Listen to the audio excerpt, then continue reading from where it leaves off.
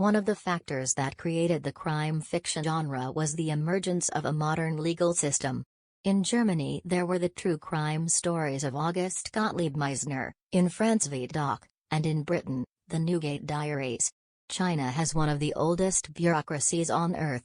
A real-life judge from the early Middle Ages became their Sherlock Holmes, and grew into one of the most iconic Chinese literary characters. Now, on historyradio.org, Michael Henrik Wynn reads his own interpretation of Feng Menglong's Judge Bao traces the footsteps of a spirit.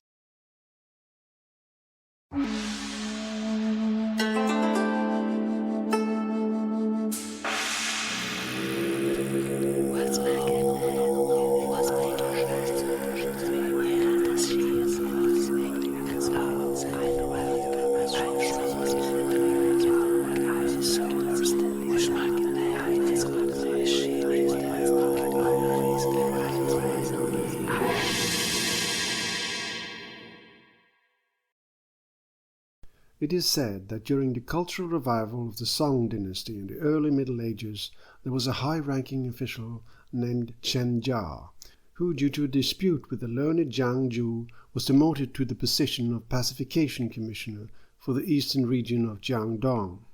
As such, he was obliged to oversee the important city of Jiangkang, located inland on the Yangtze River.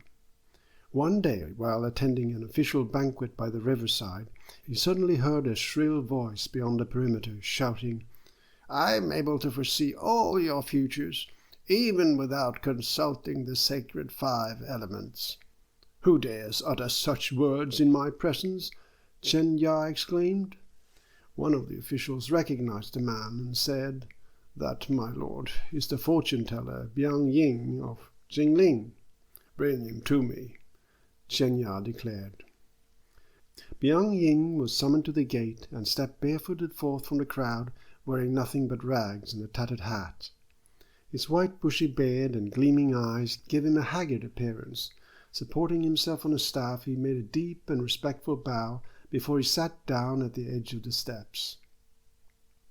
"You are nearly blind and not even able to read the ancient classics. How dare you belittle the 5 elements?"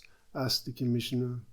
"I am adept in discerning the minute signs that fate transmits by sound, the ebb and flow of life. I can even hear faint footsteps move across soft grassland," the old man said. "And how accurate are these skills of yours?" Chen Ya asked. At that very moment, a painted boat appeared suddenly on the river, heading downstreams.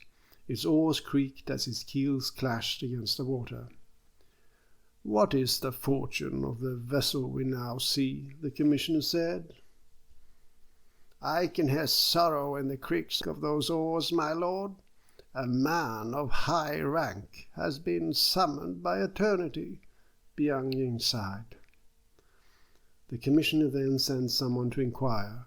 Upon their return, he learnt that Li, a lieutenant of the army stationed at Lingyang, had passed away on duty. The boat was transporting his remains to his hometown. "Even if Zhongfang Zhu were resurrected, he could not have surpassed you," exclaimed the astonished commissioner. The old fortune-teller was rewarded with 10 jars of wine and 10 taels of silver, and then dismissed. The first fortune-teller thus heard the fate of a man in moving oars. But there was another fortune-teller named Li Ji. He came from Kaifeng, the capital city located in a bend of the Great Yellow River. After serving in Zhufu, a county deep inland, he set up a divination stall. Here he displayed a large sword and a sign that read, "This blade is for use by anyone in China who wishes to question the skills of the owner." Li Ji was indeed well versed in the Book of Changes, adept at deciphering the 6 writings, and had a deep understanding of astrology and geomancy. He could even explain the significance of the 5 stars and predict good or bad fortune like a deity. His knowledge of the 3 fates allowed him to determine success or failure and rise and fall with great accuracy.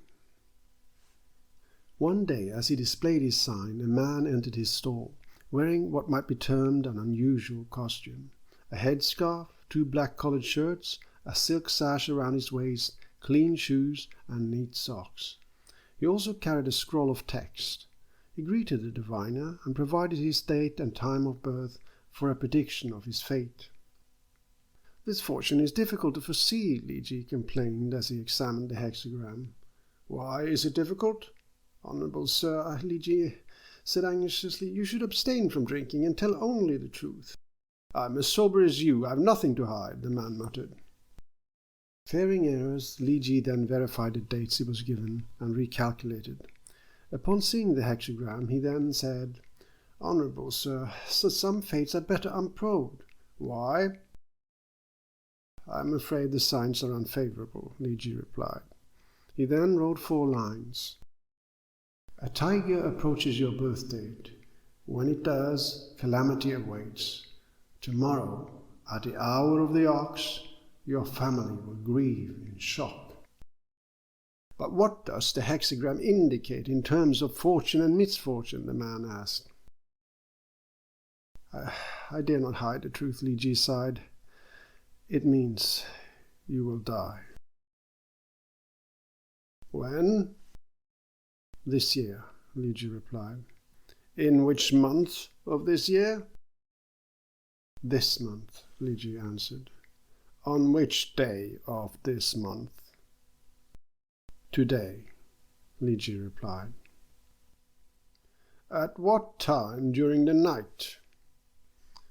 "At the 3rd watch of tonight," Li Ji said. "If I truly die tonight," the man said, "everything will be over. If I do not die, I will deal with you at the county office tomorrow." "If you do not die tonight," Li Ji said with sorrow, "come back tomorrow. On that wall hangs a sharp sword. You must then apply that blade upon my neck." The enraged man could not contain his anger and dragged Li Ji out of the divination stall. Li Ji had meddled in worldly affairs and now he was deeply worried. However, several county officials approached the man, who was in fact son, a magistrate. What was this commotion?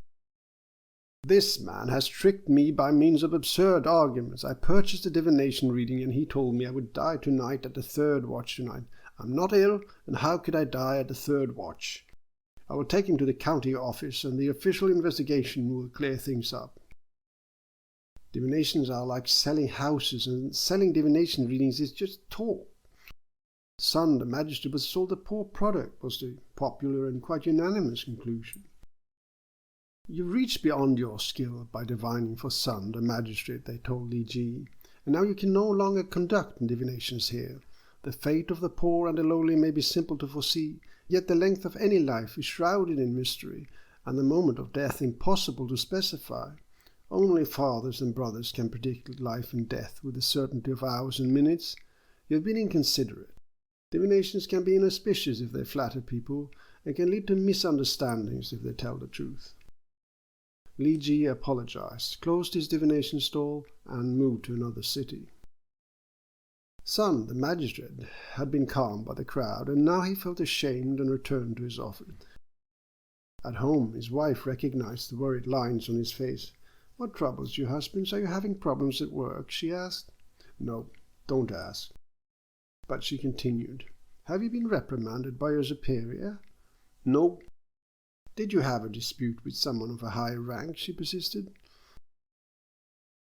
"No. I bought a divination reading today, and the fortune-teller told me that I would die at the 3rd watch tonight." Hearing this, his wife widened her brown eyes and raised her brows, saying, "How could anyone deliver such a message in this way? Why didn't you report him to the authorities?" "I wanted to, but I was persuaded not to." "Wife, I want you to stay with me this evening. If I don't die tonight, I'll settle the matter with him tomorrow, which is better than you going to someone else's house." Dusk now descended on their home. "Let's prepare a few cups of wine to pass the time. I won't sleep. I'll spend the night awake," Son said.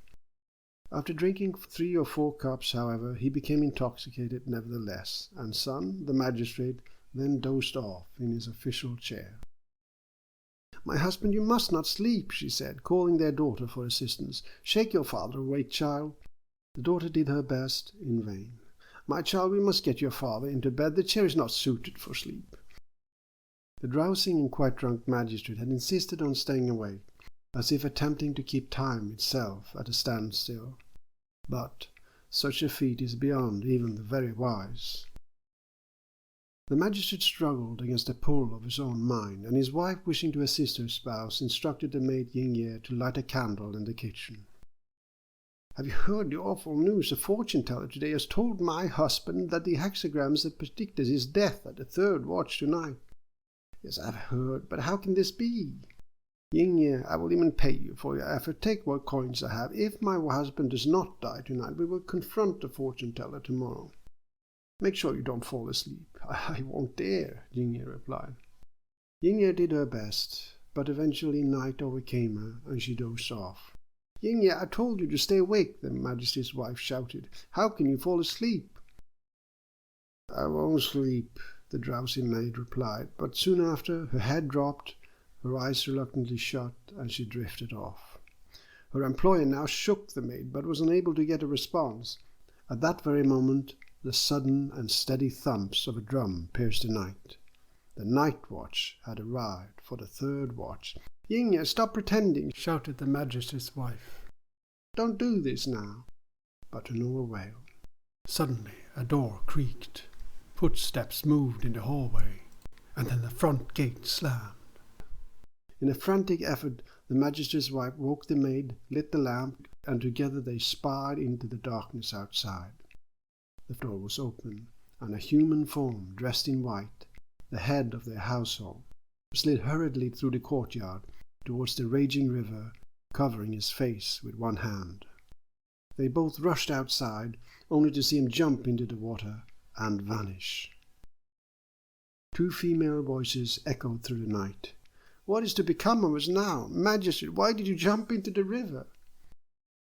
Several neighbours were then summoned for help, and the grieving wife recounted the story of her husband's death, as you have now heard it. "This is truly a strange occurrence," one of them said, shaking her head. "Yesterday I saw the magistrate returning with a Taoist priest in a straw robe and carrying scriptures. I even greeted him." "Yes, I also greeted the magistrate when he returned with the Taoist priest," added the other. "I went to the county office this morning and saw the magistrate scolding a fortune-teller who was selling hexagrams. Who could have known? Why didn't the magistrate come to us for help?" They all cried, and before they left, one of them turned in the door, placed her hand upon the new widow's shoulder, and sighed. "Considering what a virtuous man your husband was, anyone would have been overcome by grief. This decent man will now never be seen again." The matter was immediately reported to the authorities, and the magistrate's wife was ordered to perform good deeds and offer prayers for the deceased. The mourning period passed in the blink of an eye. One day 2 rosy-cheeked women came strolling down toward the late magistrate's house. One of them had a bottle of wine, and the other carried 2 bundles of wildflowers. "Have we come to the right place?" they said, and lifted the curtains. The magistrate's wife then recognized Zhang and Li, the local matchmakers. "I've not seen you 2 in a long time," she said. "We should have been here early. We hope you're not offended," Zhang replied. "How long has it been since my husband passed away?" "Oh, more than 100 days," Li replied. "Over 100 days, the widow sighed. "Well, time flies. Son was a really very decent man. Sometimes he would scold me, but he could still be affectionate. Now that he's been gone for some time, the house is very quiet." "It's time to discuss marriage proposals," Zhang concluded. "I'm not sure there will ever be a man like Son in this world for me," the magistrate's wife said. "Actually, it will not be difficult to find one," Li said confidently. "You have a good daughter-in-law, don't you?" The widow nodded. "But I'm old and tired, and in order for a marriage to make any sense, I have certain specific demands. 3, in fact. If you can find one that matches my needs, then we can talk about a proposal. If not, I'll rather live alone." "What are your demands?" Zhang asked. "Well," the magistrate's wife said, "first, I'm too old to change my surname. I'm used to it now. I want to marry someone with the same surname as my late husband. Second, my late husband had a very good job as a magistrate, so I want someone with a similar position. Third, if we don't marry, I want him to enter the household. All right. And if you are able to find a person who meets your requirements, will you then agree to your marriage? He asked. I will believe that when I see it, but go ahead and give it your best effort. Maybe fate will intervene, who knows? Jing smiled. Today is the first day of the rest of your life. We will do our best, she said. I don't have any couplets for a marriage proposal in my house, the widow replied.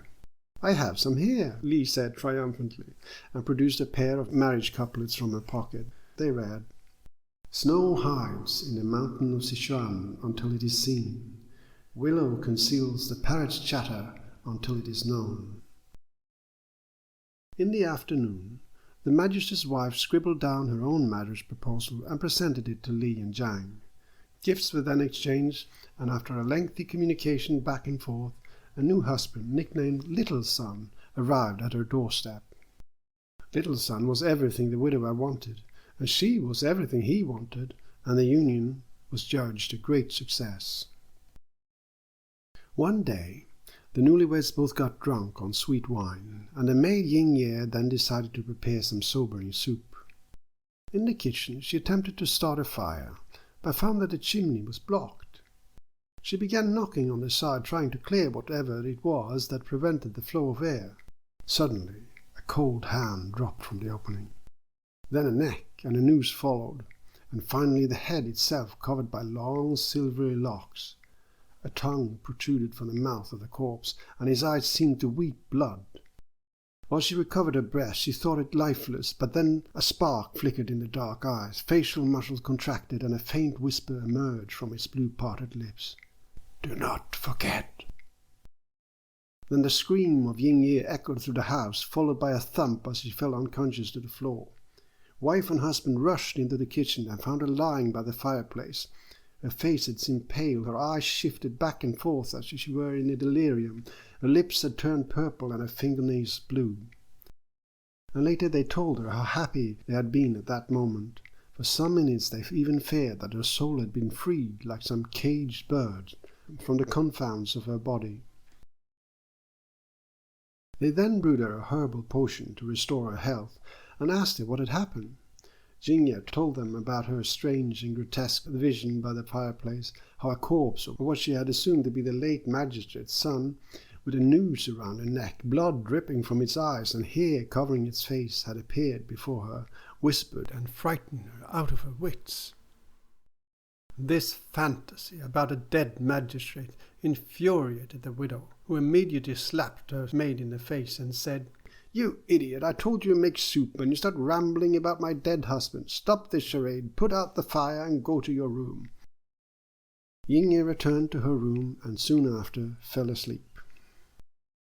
Later that night, as the couple withdrew to their sleeping quarters, the widow whispered, Husband, that girl is no longer useful. We should send her away.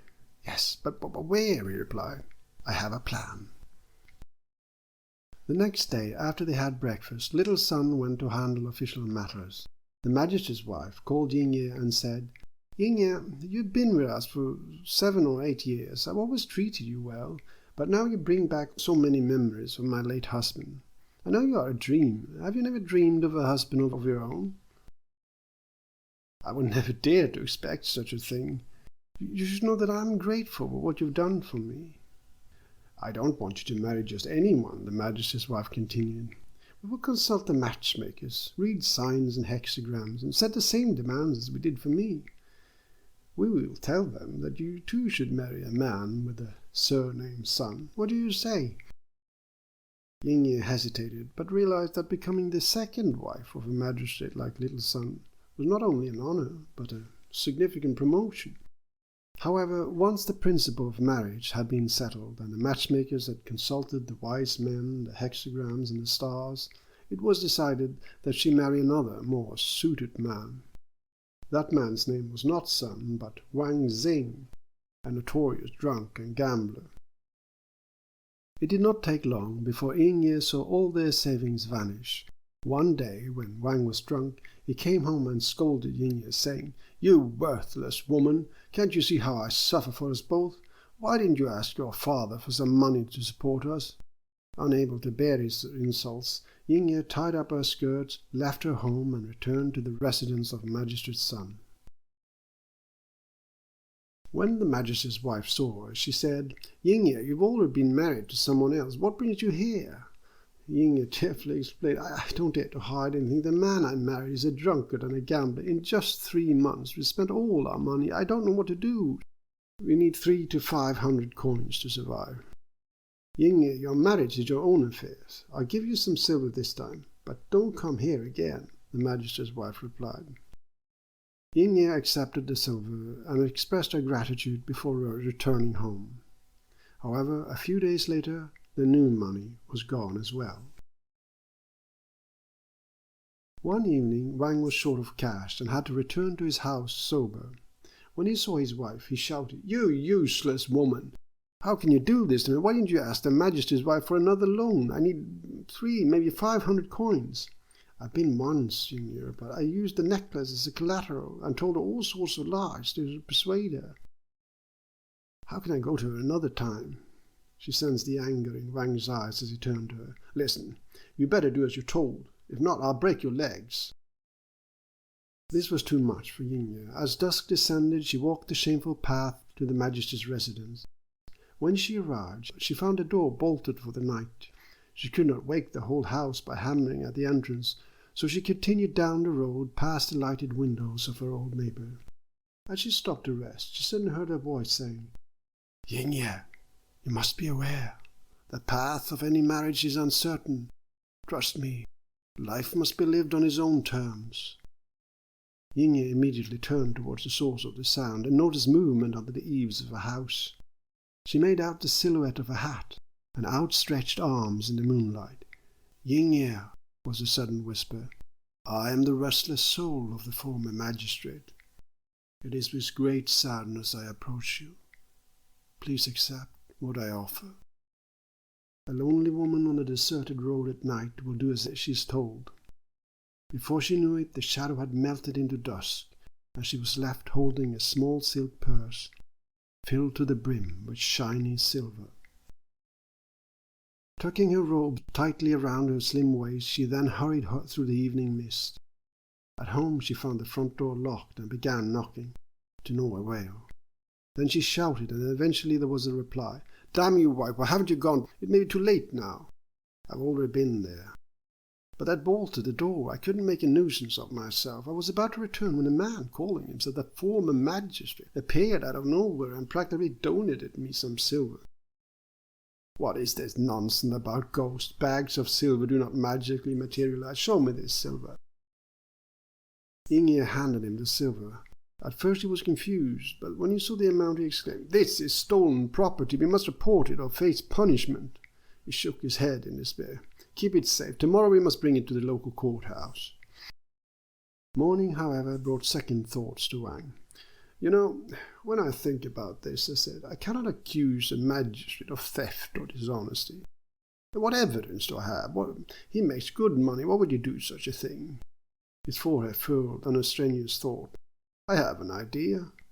Let's order some new clothes and have them sent to my friend Pei's house. We'll then collect them there. They will think he paid for the order." He smiled. A scheme was thus hatched, and the very next day Wang purchased fine silks and garments for himself and his wife, and had everything sent to his friend's house. Arriving at the unwitting co-conspirator in the evening, they then cleaned themselves and changed into their new lavish costumes. However, the spectacle caught the eye of their friend's curious mother. "Where did you get the money for all this?" she asked as she saw the colorful fabrics. "Yesterday I got 2 taels of silver for some work I'd done. Bought this and had it sent here," Wang lied. "I've stopped gambling and drinking." "Wang Xing," the mother said thoughtfully, "can you spare your wife a couple of days? I'm old. I need her help, you see." When the husband had left, her wrinkled face turned to Yingye.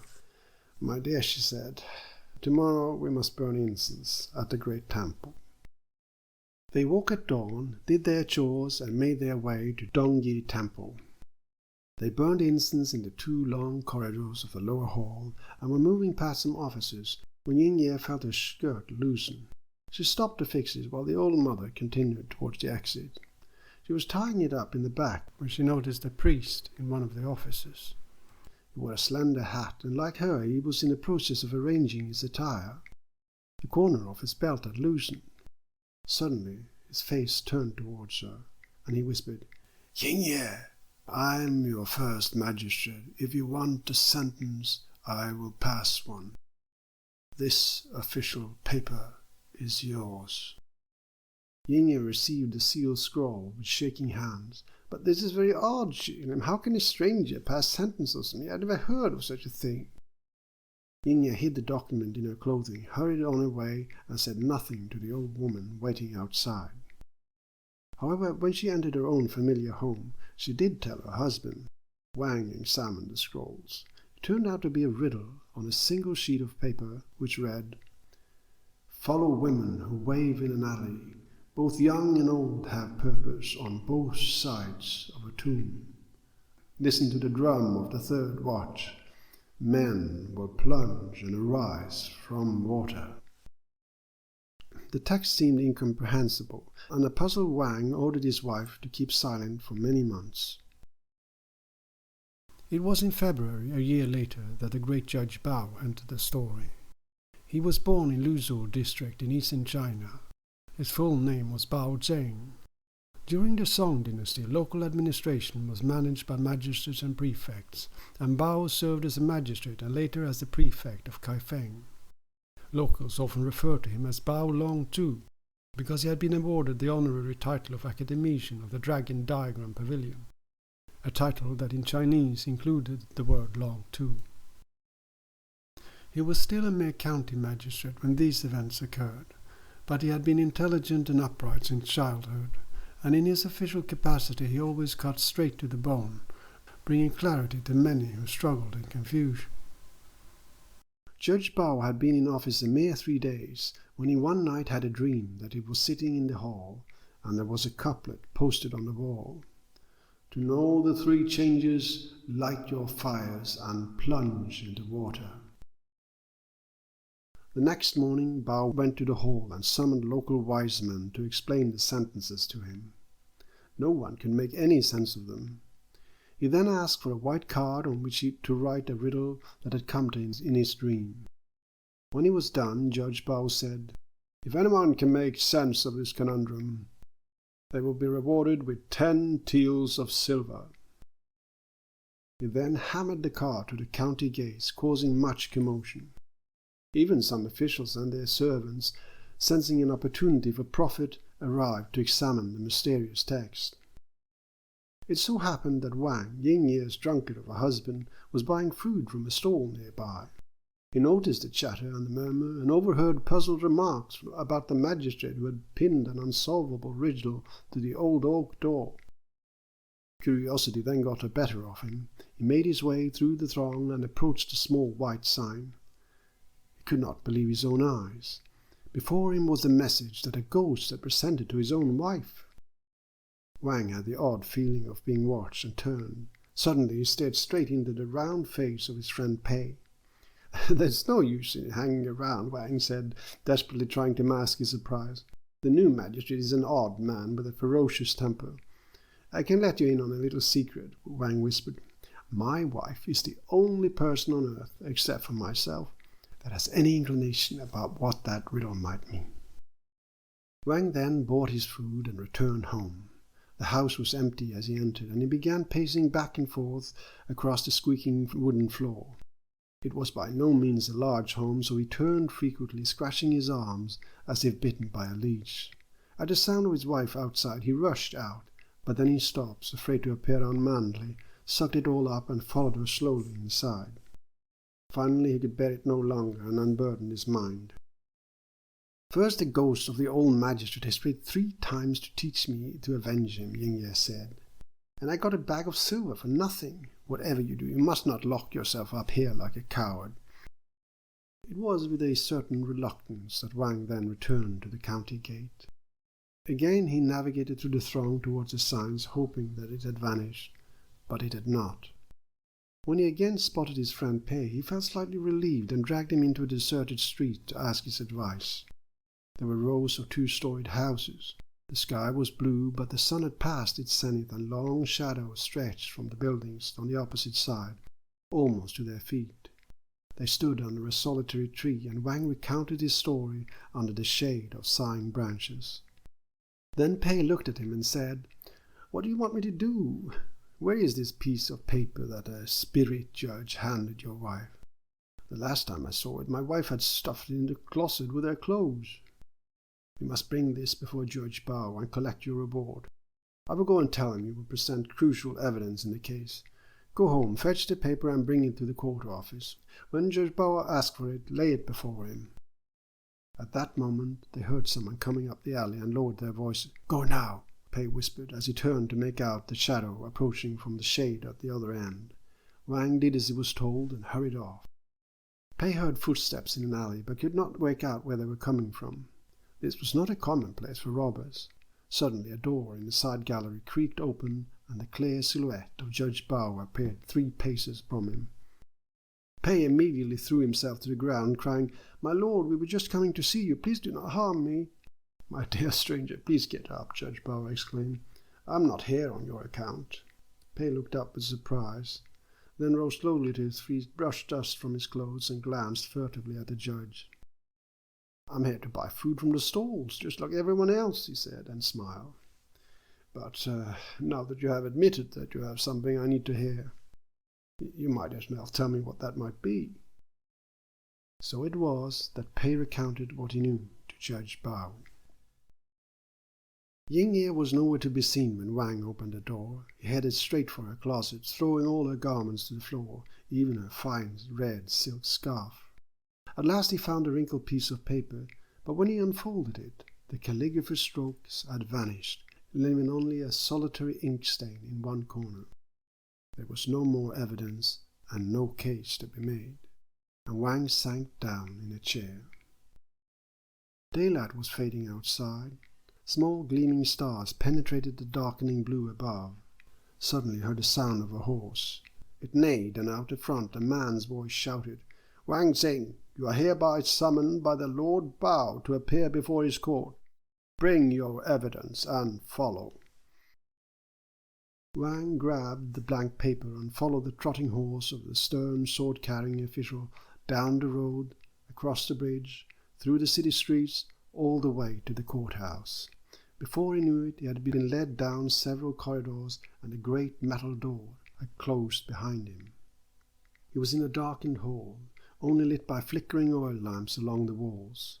In the middle stood Judge Bao. "My envoy has informed me that you have collected a piece of paper at the Yu Temple," the judge said. "I wish to see it." Wang bowed as respectfully as he could and said, "My wife burned incense at the Yu Temple last year, my lord." As she passed an office, a spirit showed himself and delivered a written message. "I'm sorry, my lord, but the message seems to have vanished."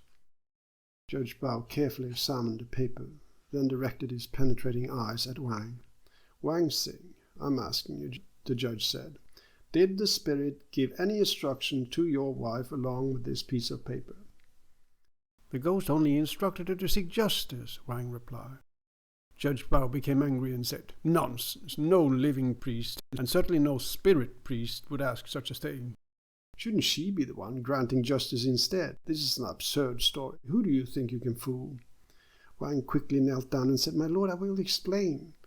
"Your story does not make sense," Judge Bao said. "If your explanation is reasonable, you will be rewarded. Otherwise, you'll be in trouble." My wife used to serve under Majesty's son's family," Wang began, "and her name is Ying Ye. She heard an astrologer predict that Majesty's son would die at the age of 53 during the 3rd watch of a certain year and month. When it happened as predicted, the Majesty's wife remarried to the current Majesty's son and married off Ying Ye to me. When Ying Ye was working at the Majesty's house, the ghost of the former magistrate appeared twice. The first time he was hanging on a wall fence, dishevelled, with his tongue sticking out and blood in his eyes. He said, 'Ying Ye helped me decide.' The second time she met the former magistrate again near his old home, and then he gave her a bag of silver. The third time, at the Yu temple, a mysterious priest showed himself and handed her this paper, instructing her to seek justice. The judge looked exactly like the dead magistrate's son, her former guardian. "I see," Judge Bao said with a sardonic smile. "Bring me the second magistrate's son and his wife, now." His subordinates lowered their gazes and did as instructed. "You two have done a fine job, well executed," Judge Bao said mockingly as they were brought before him. "We have done nothing wrong," Magistrate's son replied. Judge Bao then lifted his scroll, looked at them with doubt, and pronounced the following solution to the unsolvable riddle. "This text speaks of two magistrates, you and your predecessor. It also hints at your marriage to his widow, and even specifies the time of your predecessor's death, and the rewards lavished upon you by such good fortune. But more than this, the spirit claims that you keep him prisoner below boiling water. We all know what your maid saw, the dangling corpse with bleeding eyes and protruding tongue and fluttering white locks. In my experience, this is the face of a strangled man. Finally, the ghost mentions the time of my arrival, and these very words now spoken to you." The widow sighed. "Take Magistrate's son and his wife to their house," Judge Bao ordered. "Search that stove and kitchen from end to end. Every spirit must be free to join his ancestors." The small crowd looked at each other with doubting eyes and muttered. However, they all obeyed without question, and wife and husband were brought to their own home. There they stood silent while men scoured the kitchen. Even the great stove was moved to one side. Immediately a hidden stone slab appeared, and beneath it they found a well with cold and murky water. The well was then drained, and a bamboo basket was lowered. From that moist and dark cavity a rotting corpse was then retrieved. It was the old magistrate, and there was evidence of strangulation. The widow and her new husband turned pale and mute. The onlookers were shocked. As it turned out, the younger magistrate's son had initially been a man who had been saved from the cold during a heavy snowstorm. After restoring him to health, the elder magistrate's son had taken him in, educated him, and taught him to read and write. However, the young man had later had an affair with magistrate's son's wife. On the day a diviner predicted the death of the elder magistrate's son, the old man had discovered the truth. Fearing exposure, the younger magistrate got his rival drunk and strangled him to death, hiding the body in a well. The couple then staged the suicide, using the maid as a witness. Thus the rumor of a personal tragedy was spread. An old magistrate had drowned himself. Later, his younger rival returned and moved the stove to cover the well. A marriage was then arranged. No one would have suspected, unless the elder magistrate's spirit, tormented by the lack of a proper burial, had made 3 visits to the maid Ying Ye. This case helped spread the reputation of Judge Bao far and wide. To this day, people speak of Bao Long too, who solves riddles from this world and the other, as you can hear in the following poem. In a calligraphist's elegant riddle we find Judge Bao tracing your footsteps in his mind. If the deed is done, you must beware. His scarred spirit will be arriving here.